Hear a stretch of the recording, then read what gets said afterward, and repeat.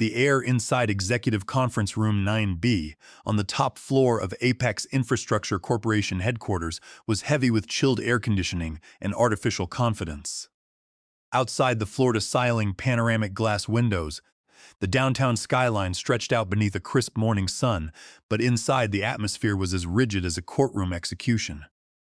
At 49 years of age, with 21 dedicated years spent climbing from a junior field auditor to senior asset integrity and risk compliance auditor, I knew the cadence of corporate ambushes better than anyone in the building.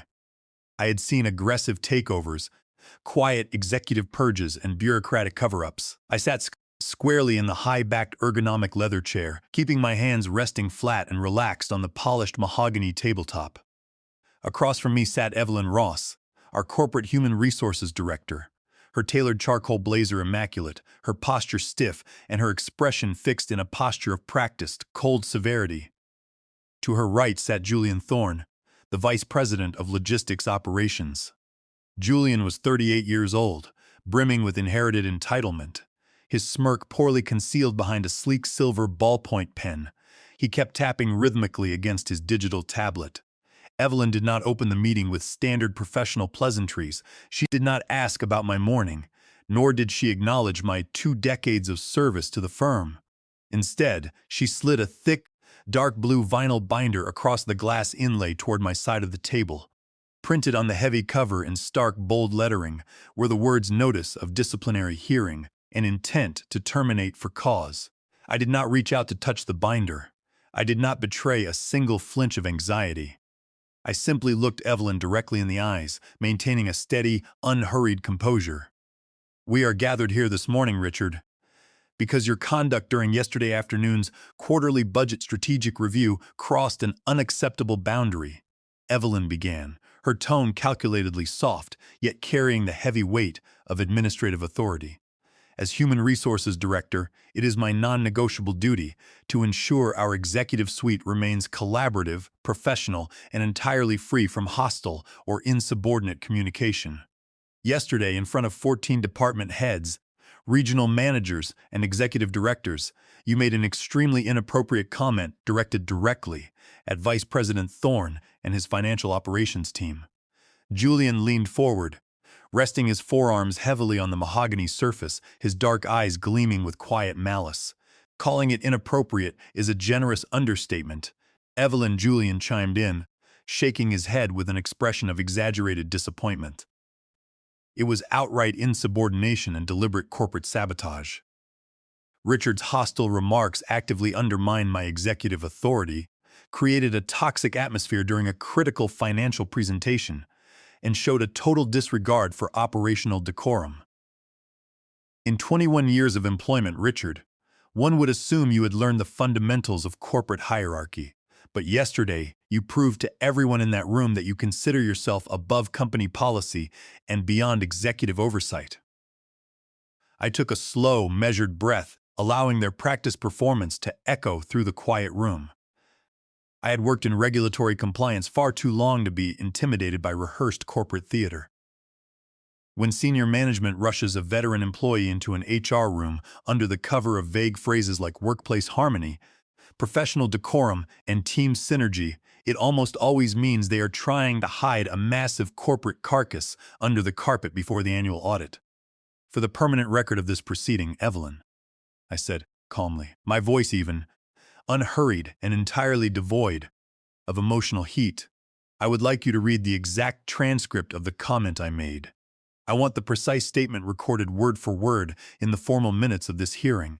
Evelyn raised a single eyebrow, clearly surprised that I had not stammered, apologized, or defensively offered to resign on the spot. She flipped open the blue vinyl binder, navigating to a highlighted page containing the transcribed audio recording from yesterday's executive conference room.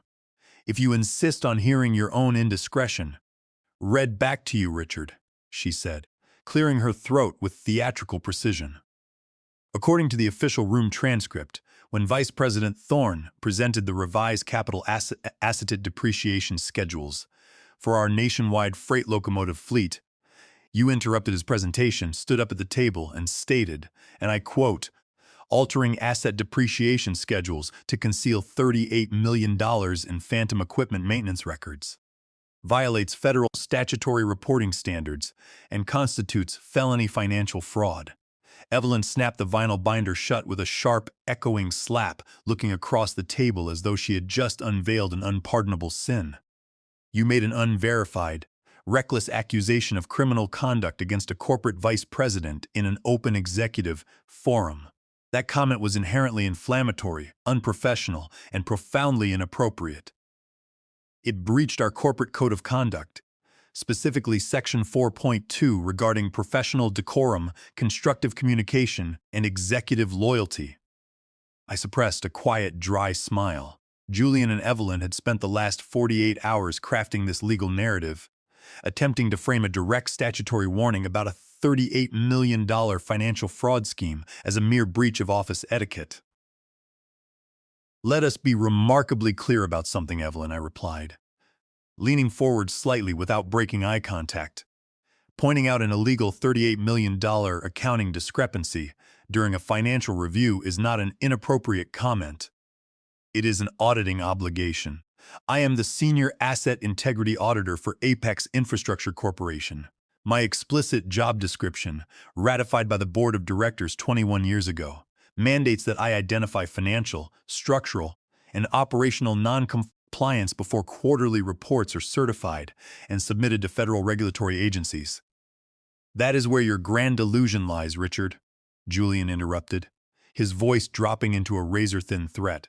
"Your job is to verify the raw inventory data provided by my operational team, not to play federal investigator or insinuate that my strategic financial decisions are fraudulent. You publicly embarrassed my department. You disrupted a multi-million-dollar operational restructuring plan. And frankly, your age and your long tenure at this company do not grant you immunity from basic insubordination rules." Evelyn reached into her leather portfolio and extracted a single sheet of heavy bond paper, placing a silver ballpoint pen beside it. "Because of the extreme severity of your misconduct, Richard, executive management has determined that immediate separation is the only viable path forward. However, out of respect for your 21 years of service, Vice President Thorne has authorized a quiet, dignified departure. This is a voluntary resignation and general release agreement. By signing this document right now, you agree to step down immediately, surrender all claims against Apex Infrastructure, and forfeit any pending equity grants or unvested retirement contributions. In exchange, the company will agree to withhold civil litigation for corporate defamation." She checked her gold wristwatch with cold indifference. "You have exactly 10 minutes to execute this document, Richard. If you refuse, we will immediately process a dishonorable termination for cause, revoke your security credentials on the spot, and have armed building security escort you through the lobby in front of all your colleagues." I looked down at the voluntary resignation agreement resting on the polished table. The legal drafting was aggressive, comprehensive, and ruthlessly designed to strip away every statutory protection I had built over 21 years of flawless service. They were offering me absolute zero in exchange for my silence, operating under the arrogant assumption that the sudden trauma of an HR ambush would cause a 49-year-old employee to panic and surrender his lifetime pension without asking questions. Julian leaned back in his leather chair, interlocking his fingers behind his head with an air of absolute triumph. "I strongly advise you to sign the paper, Richard," he said with a cold, condescending smirk. "The job market out there for senior auditors pushing 50 who get fired for gross insubordination and corporate defamation is entirely non-existent. If you sign now and walk away quietly, you can tell your family and prospective employers that you chose to take an early sabbatical. If you force my hand and refuse, I will personally contact every executive recruiter and logistics board in North America to ensure your reputation is completely incinerated." I shifted my eyes from Julian's gloating face to Evelyn's icy, bureaucratic demeanor. They truly believed they held all the leverage in the world. They believed that because Julian was the nephew of Chief Executive Chairman Bennett Thorne, he operated inside a bubble of untouchable corporate immunity. What they failed to grasp was that while they had been spending the past 2 quarters falsifying equipment ledgers, I had spent every night conducting an exhaustive, airtight forensic investigation into the entire supply chain network. "Evelyn," I began, keeping my voice calm, steady, and loud enough to be captured clearly by the room's ambient recording microphones. "Are you personally familiar with Title 29 of the United States Code, Section 1140? Evelyn frowned, momentarily thrown by the sudden injection of a specific federal statutory citation, though she quickly re-armored her posture. "I am well aware of federal labor frameworks, Richard," she replied dismissively. "But spouting statutory numbers will not magically erase your disciplinary record or alter your termination today. Title 29 United States Code. Section 1140 is the statutory anti-retaliation provision of the Employee Retirement Income Security Act," I stated, laying out each word with deliberate weight. "It explicitly establishes that it is a federal crime for any employer to discharge, fine, suspend, expel, or discriminate against a plan participant for exercising any statutory right, or specifically for the purpose of interfering with the attainment of any right to which such participant may become entitled under an executive pension plan. I have 21 years of accredited service with Apex Infrastructure. My executive retirement annuity vests fully in exactly 89 days. By fabricating a bad faith disciplinary charge over a legitimate audit disclosure to execute an immediate termination for cause, you and Vice President Thorne are directly committing federal pension interference under Section 1140. Julian burst into a loud, mocking laugh, slamming his palm onto the table. "Federal pension interference? Are you out of your mind, Richard? You sit in a human resources disciplinary hearing, accused of insulting executive leadership and derailing a strategic board meeting, and you think you can hide behind ERISA pension laws? You made an inappropriate, insubordinate comment. We are terminating your employment for gross behavioral misconduct, not for your pension. Any federal judge or arbitrator will see that HR is simply enforcing basic corporate discipline. It is not merely an ERISA violation, Julian," I replied, turning my full attention toward the vice president. "Let us examine the $38 million in altered depreciation entries that you so desperately wish to rebrand as an inappropriate topic. Over the past 6 months, your department systematically altered the physical maintenance ledgers for 84 heavy freight locomotives and 600 specialized intermodal cargo containers. You reclassified those active, fully functional capital assets as depreciated scrap value, while simultaneously issuing $38 million in corporate payments for phantom overhaul services to Apex Logistics Solutions Limited, a Delaware shell entity that lists your private family trust as its sole managing beneficiary." Julian's smug expression instantly vanished. The color drained from his face, leaving his skin a pale, mottled gray, though he attempted to maintain his aggressive posture. "That is an outright lie. That is confidential operational structure. You have zero legal authority to audit third-party vendor contracts or private executive trusts. Under my explicit corporate charter as Senior Asset Integrity Auditor, I have absolute authority to audit any asset valuation or vendor relationship that impacts our federal balance sheet," I said evenly. "And more importantly, under Title 35 United States Code Section 271, your Delaware shell company has been illegally utilizing the proprietary multivariable logistics tracking algorithm that manages our entire national freight network. That tracking software is not generic, off-the-shelf corporate code. It is protected under registered federal patent rights." Evelyn turned her head sharply toward Julian, her confident composure visibly cracking for the first time.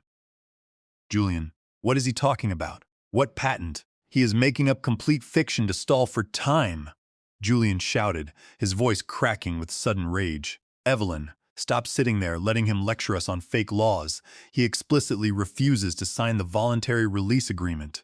Execute the immediate termination order right now.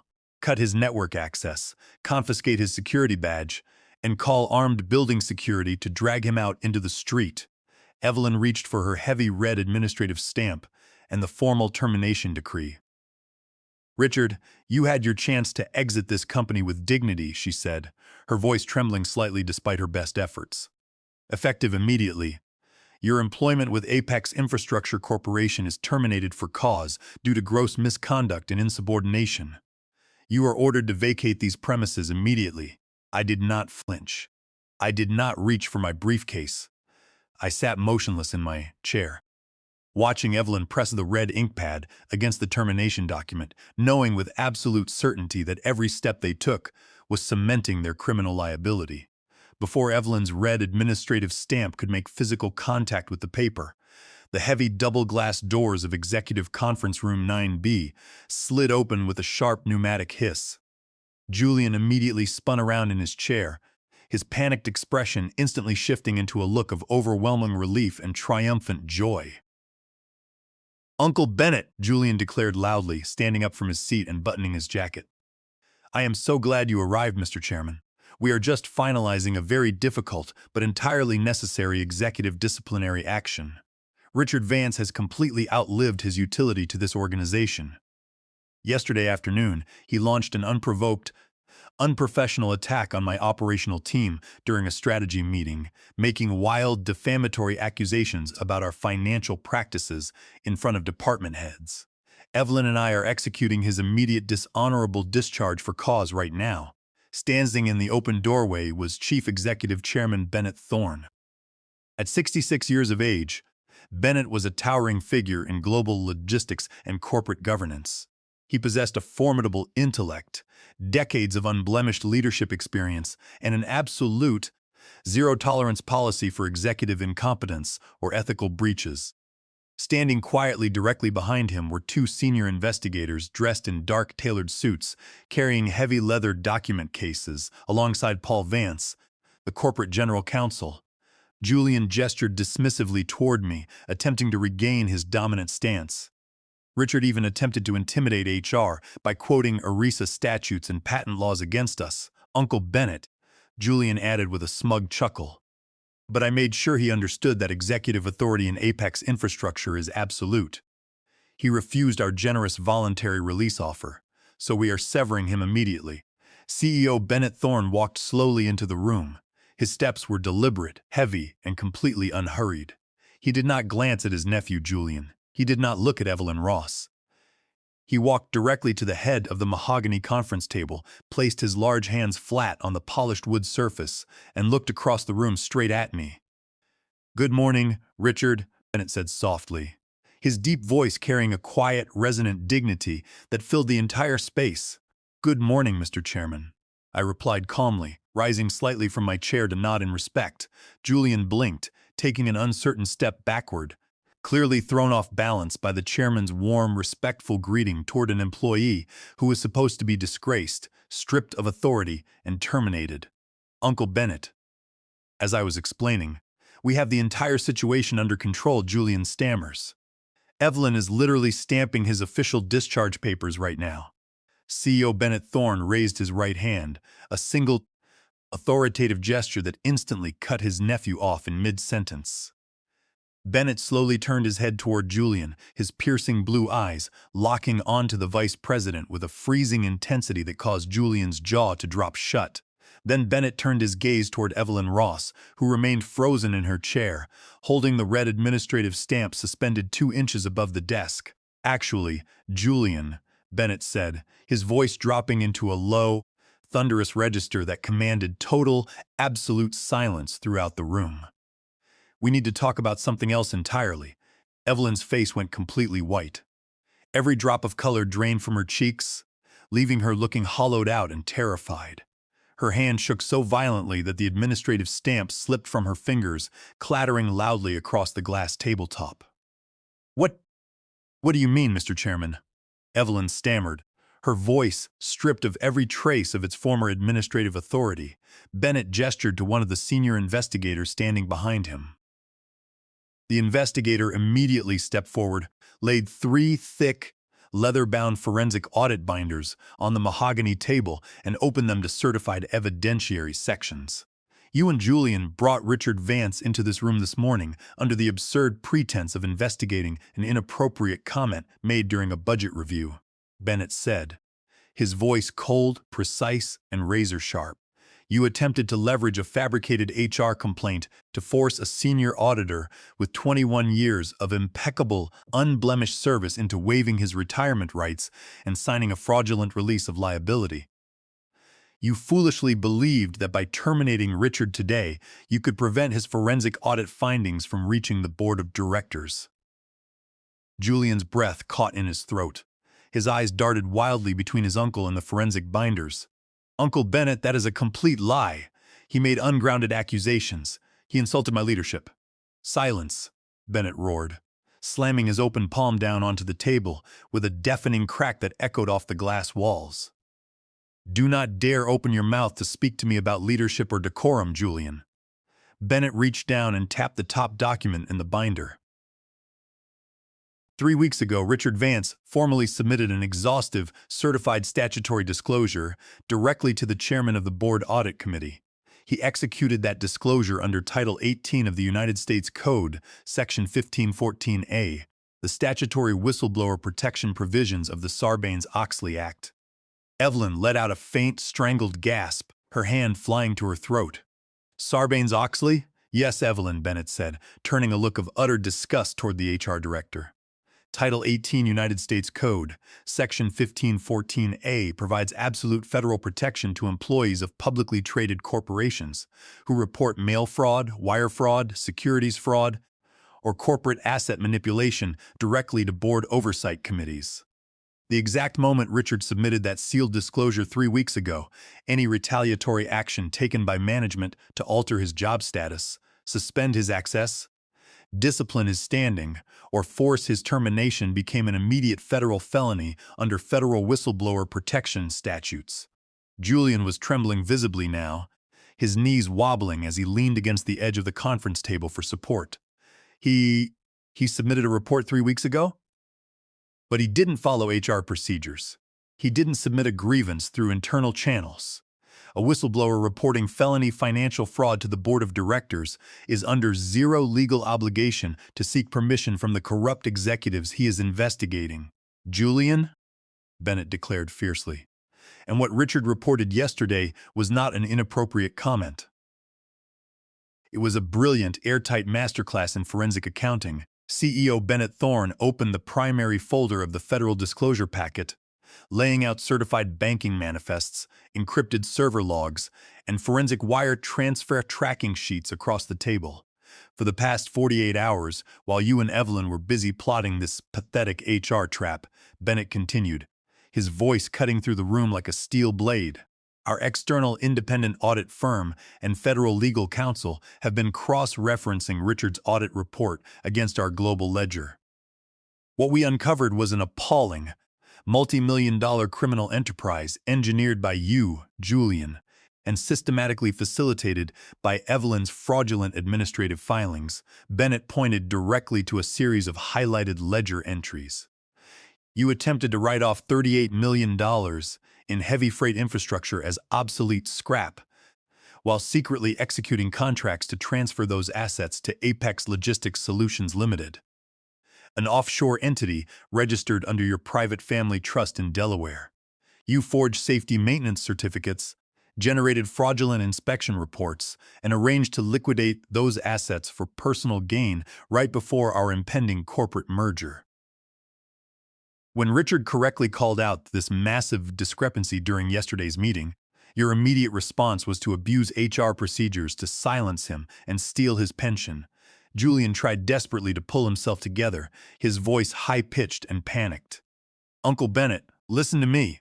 Richard used our internal logistics software to gather those files. That software is the exclusive property of Apex Infrastructure Corporation. He stole proprietary corporate data to build a case against me. That is a gross violation of his non-disclosure agreement and employment contract. I sat up straight in my chair, folding my arms, and looked Julian directly in his bloodshot eyes. That is where your total ignorance of intellectual property law becomes your downfall, Julian, I said with absolute calm. The automated multivariable risk algorithm that powers Apex's compliance engine is registered under United States Patent Number 7,842,109. I personally authored, registered, and secured that patent 25 years ago, 4 full years before I was hired by Apex Infrastructure Corporation. Julian stared at me in stunned horror, his mouth open but no sound coming out. You, you own the patent? Under Title 35 United States Code, Section 271, I explained. Any commercial entity or individual that uses patented technology without a valid license, or in direct violation of specified license conditions, commits willful patent infringement. When I agreed to integrate my algorithm into Apex's infrastructure 21 years ago, I executed a limited conditional commercial license. Clause 9.3 of that license explicitly mandates that if corporate officers utilize the software's audit outputs to falsify statutory balance sheets or execute fraudulent transactions, the commercial license automatically terminates void ab initio. General Counsel Paul Vance stepped forward, opening his legal brief. Furthermore, under Title 17 United States Code, Section 106, Richard Vance retains exclusive copyright ownership over the underlying source code of that algorithm. By attempting to tamper with the code's output to conceal $38 million in diverted assets, Vice President Thorne and HR Director Ross engaged in willful statutory copyright infringement, rendering them personally liable for civil damages. Evelyn slumped down in her chair, covering her face with her hands, sobbing quietly. We were only following executive instructions, she whimpered. You were actively conspiring to commit corporate fraud and felony retaliation, Evelyn, Bennett said without a shred of pity. In addition to violating Sarbanes-Oxley whistleblower protections, your attempt to execute a sudden, bad faith termination of senior audit personnel without notice violates the Worker Adjustment and Retraining Notification Act under Title 29 United States Code, Section 2101. Under the Warren Act, attempting to purge compliance officers prior to an operational restructuring without 60 days advances, written notice exposes this company and you personally to severe federal financial penalties. Julian looked around the glass conference room like a trapped animal, watching his power, his title, and his golden future disintegrate into dust. Uncle Bennett, please, we can fix this quietly. We can adjust the asset balance sheets. We can pay Richard whatever settlement he wants. Don't ruin our family name over an auditor. Family name? Bennett echoed, his voice dripping with righteous fury. You destroyed your own name the instant you breached your sacred fiduciary duty to this corporation. Under established corporate law, an executive officer who engages in self-dealing, asset dissipation, and fraudulent misrepresentation commits an irremediable breach of fiduciary duty. Every contract, every resolution, and every employment action you initiated regarding this audit is void ab initio, legally null, void, and non-existent from the moment of its inception. The heavy double-glass doors of Executive Conference Room 9B opened once more. This time, 3 uniformed federal officers from the Office of the Inspector General stepped into the room, accompanied by 2 special agents from the Securities and Exchange Commission holding official federal warrants. Julian Thorne and Evelyn Ross, the lead federal agent, announced, stepping to the head of the table and presenting signed judicial documents. We are serving federal grand jury subpoenas, search warrants, and court-ordered asset freezing injunctions issued by the United States District Court. You are both required to surrender all corporate devices, personal mobile phones, access keys, and passports immediately. Julian staggered backward, his face completely pale as he clutched his chest. Subpoenas? Asset freezes? Uncle Bennett, you called federal law enforcement on your own nephew? I did not call them to ruin you, Julian, Bennett replied with cold, unyielding finality. I called them to save the soul and legal integrity of this corporation. Corporate governance is built on statutory compliance, personal integrity, and unwavering ethical leadership, not on nepotism, financial deceit, and cowardly HR ambushes. The board of directors convened in an emergency executive session at 7 o'clock this morning.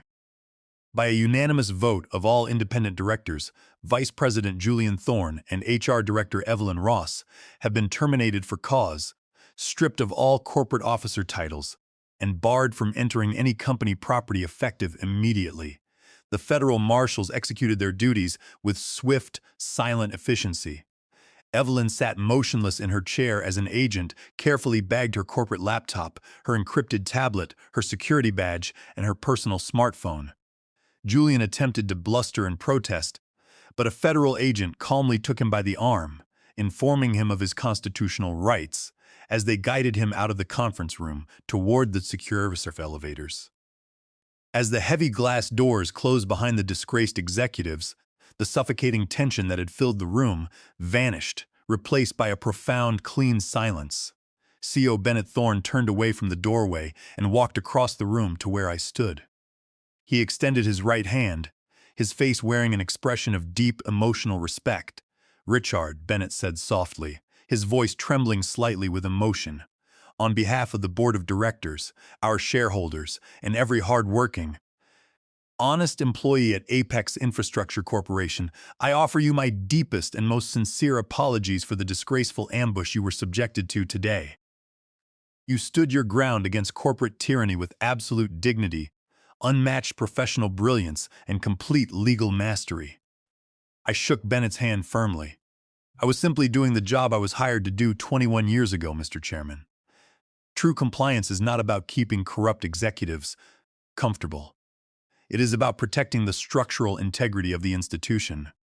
And that is precisely why the board of directors has made an immediate, unanimous decision," Bennett declared, taking a gold-embossed executive folder from General Counsel Paul Vance and presenting it to me. "Effective immediately, Richard Vance, you are appointed Executive Vice President and Chief Compliance Officer of Apex Infrastructure Corporation, reporting directly to the board of directors. Your new contract includes full retroactive pension vesting, a substantial equity partnership grant, and absolute veto authority over all corporate financial and operational disclosures." I looked down at the gold-embossed executive contract. It was far more than a career advancement. It was total, unassailable legal and moral vindication. "Thank you, Mr. Chairman," I said quietly. "I accept the appointment." 20 minutes later, I walked out of Executive Conference Room 9B, carrying my leather briefcase. I did not rush. I walked slowly down the sweeping central marble corridor of the 9th floor. The morning sun was pouring through the massive floor-to-ceiling glass atrium, bathing the open-plan office below in warm, brilliant light.